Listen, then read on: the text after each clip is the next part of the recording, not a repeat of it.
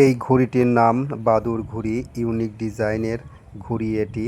কিছু বাঁশের স্টিক এবং পলিথিন পেপার ব্যবহার করে তৈরি হয়েছে ইউনিক ডিজাইনের এই ঘুড়িটি। ভিডিওটি সম্পূর্ণ দেখলে আশা করি খুব সহজেই আপনারা এই ঘুড়িটি তৈরি করে নিতে পারবেন। চলুন দেখা যাক কিভাবে বানানো যায় ঘুড়িটি। এই বাদুড় ঘুড়িটা তৈরি করার জন্য বাঁশ ছেঁচে কিছু শলা তৈরি করে নিতে হবে। বন্ধুরা, আমাদের এলাকাতে এগুলাকে শলা নামে পরিচিত, আপনাদের এলাকায় অন্য নামে ডাকতে পারে।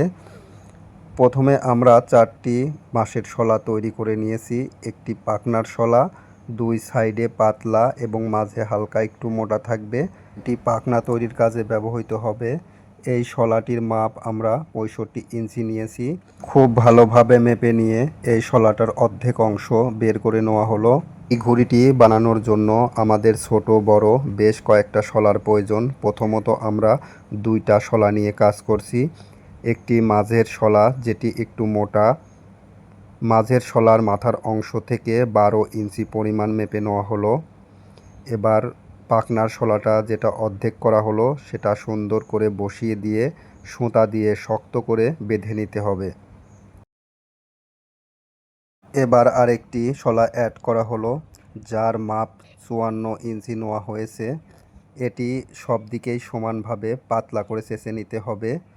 এর অর্ধেক অংশ বের করে নেওয়া হলো এবং মাথার অংশে অল্প একটু 3 ইঞ্চি পরিমাণ বাদ রাখতে হবে। দুই সাইডেই সেমভাবে কলম ব্যবহার করে দাগিয়ে নেওয়া হলো। এবার পাখনার শলা থেকে 16 ইঞ্চি পরিমাণ মেপে নেওয়া হলো। সেখানে এই পরবর্তী স্টিকটা বসিয়ে দিয়ে সুতা দিয়ে ভালোভাবে বেঁধে নেওয়া হচ্ছে। এবার এই শলাটা উপরের দিকে বাঁকিয়ে নিয়ে যে অংশটা দাগানো হয়েছে সেটা বাদ রেখে অপর শলার সাথে বেঁধে নেওয়া হচ্ছে এবং সাইডের মাপটা যেন সমান থাকে দুই সাইডে, সেদিকে অবশ্যই খেয়াল রাখতে হবে। এবার নিচের শলাটার অপর অংশটা মার করা অংশ বাদ রেখে সুন্দর করে সুতা দিয়ে বেঁধে নেওয়া হচ্ছে। এবার পাখনার শলারও দুই সাইডে 3 ইঞ্চি পরিমাণ বাদ রাখতে হবে। এবার 4টা স্টিক অ্যাড করা হলো, যার মাপ 22 ইঞ্চি। এই 4টা স্টিকের মাথার অংশ থেকে 3 ইঞ্চি পরিমাণ মার করে নেওয়া হলো।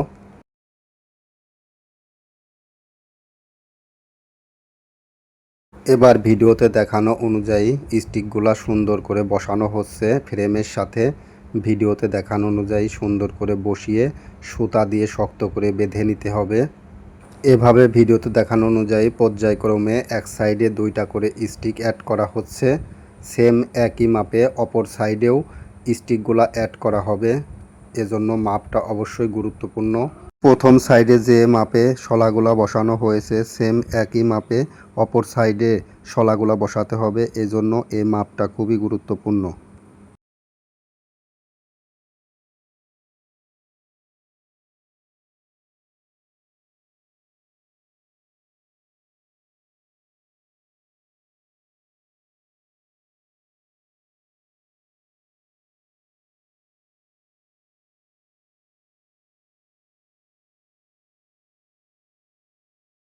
এবার পাখনার শলাতে 3 ইঞ্চি পরিমাণ বাদ রেখে সুতা বেঁধে প্রত্যেকটা শলার সাথে এভাবে বেঁধে দিতে হবে। 3 ইঞ্চি বাদ রাখতে হবে প্রত্যেকটা শলার মাথার অংশ। ভিডিওতে দেখানো অনুযায়ী খুব সতর্কতার সাথে এই বাধাগুলো বাঁধতে হবে যাতে খুলে না যায়, এদিকে অবশ্যই খেয়াল রাখতে হবে। যে সুতাটা দিয়ে শলাগুলা বাঁধা হচ্ছে সেই সুতাটা একটু বড় রাখতে হবে যাতে সম্পূর্ণ ঘুড়ির বাঁধাটা সম্পূর্ণ হয়। প্রত্যেকটা শলার মাথার অংশে 3 ইঞ্চি পরিমাণ বাদ রেখে এভাবে বেঁধে দিতে হবে।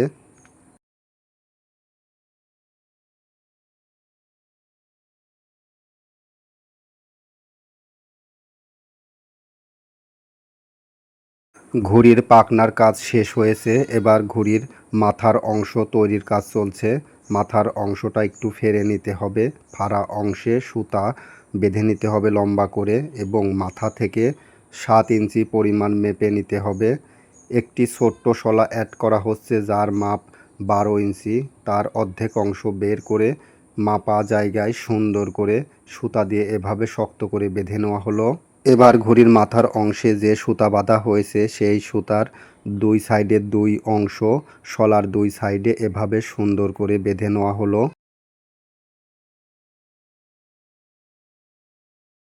সুন্দর করে সুতা বাঁধার পরে দুই সাইডের মাপ সমান আছে কিনা সেটা চেক করে নেওয়া হলো। এবার দুই সাইডে সুতা টেনে পাখনার শলার সাথে সুন্দর করে বেঁধে দেওয়া হচ্ছে। দেখুন কত সুন্দরভাবে মাথা তৈরি হয়ে গেল বাদুড়ের। এবার যে সুতা দিয়ে ঘুড়ির মাথা তৈরি করা হলো সেই সুতা দিয়েই ঘুড়ির পাখনার সাথে যে শলাটা বাড়তি আছে সেটার সাথে বেঁধে ঘুড়ির পাখনার সাথে সুন্দর করে এভাবে বেঁধে দেওয়া হচ্ছে। এতে আলাদা একটি সৌন্দর্য ফুটে উঠছে ঘুড়ির। পাখনার অপর সাইডেও সেম একইভাবে সুন্দর করে এভাবে বেঁধে দেওয়া হচ্ছে সুতা।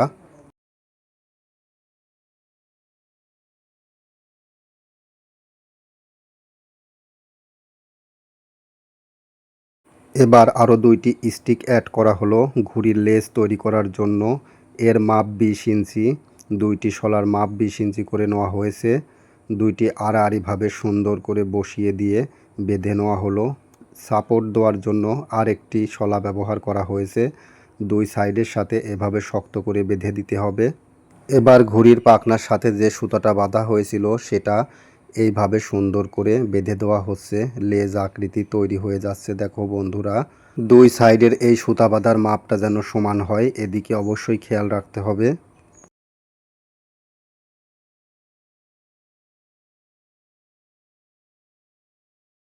এবার ঘুড়ির লেজের মাঝামাঝি অংশে একটি সুতা বেঁধে নেওয়া হচ্ছে শক্ত করে।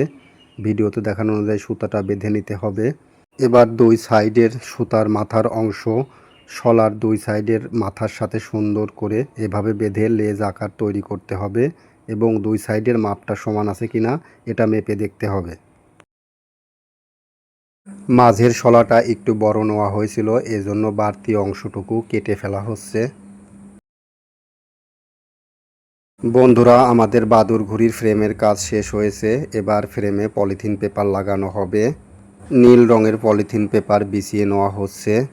এবার ফ্রেমটা পলিথিনের উপর বিছিয়ে দেওয়া হলো। এবার ঘুড়ির ফ্রেমের মাপ অনুযায়ী সুন্দর করে পলিথিন পেপার কেটে নেওয়া হচ্ছে। পলিথিন পেপার কাটার সময় অবশ্যই খেয়াল রাখতে হবে কোনোভাবেই যেন ফ্রেম থেকে ছোট না হয়, এদিকে অবশ্যই খেয়াল রাখতে হবে।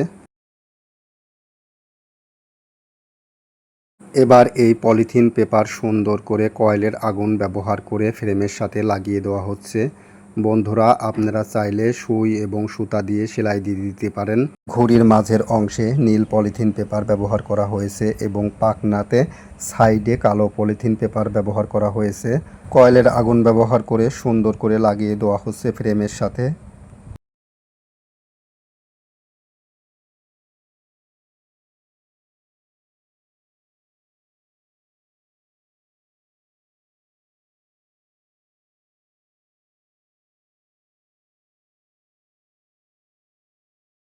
ঘুড়ির লেজের অংশতেও কালো পলিথিন পেপার ব্যবহার করা হয়েছে। মাপ অনুযায়ী কেটে নেওয়া হচ্ছে পলিথিন পেপারটুকু।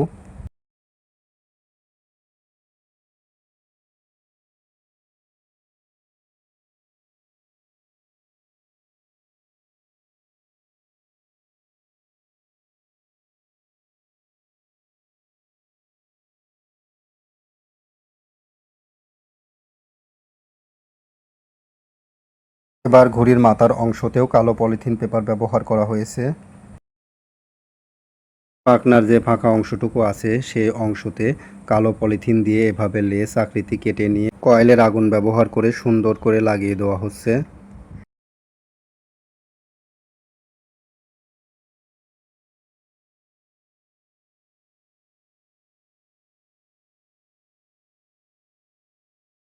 এবং ঘুড়ির নীল রঙের পেপার যেখানে লাগানো হয়েছে সেখানে কালো রঙের এভাবে লেস সুন্দর করে কয়েলের আগুন ব্যবহার করে লাগিয়ে দেওয়া হচ্ছে যাতে ডিজাইনটা আরও সুন্দর হয়। এবার ঘুড়িতে বুকদড়ি লাগানো হচ্ছে। মোট 3টি বুকদড়ি আমরা ব্যবহার করেছি, সামনের অংশে 2টি এবং মাঝের অংশে 1টি। মোট 3টি বুকদড়ি দিয়ে নিতে হবে ঘুড়িটিতে। ভিডিওতে দেখানো অনুযায়ী বুকদড়িটা দিয়ে নেবেন।